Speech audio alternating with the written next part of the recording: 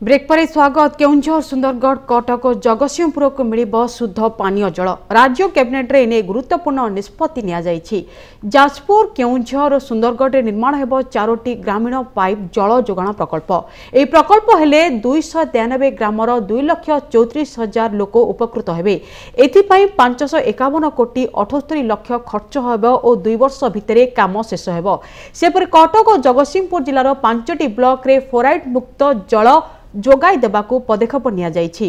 360 कोटी 60 लक्ष टंका व्यय एही प्रकल्प निर्माण हेबो। एथिपाई चतुर्थ राज्य कमिशन 272 कोटी अनुदान देबाकू थिबा बेले वसुधा योजना रे 88 कोटी टंका खर्च हेबो। एहा द्वारा 473 ग्रामर 4,72,000 लोक उपकृत हेबे।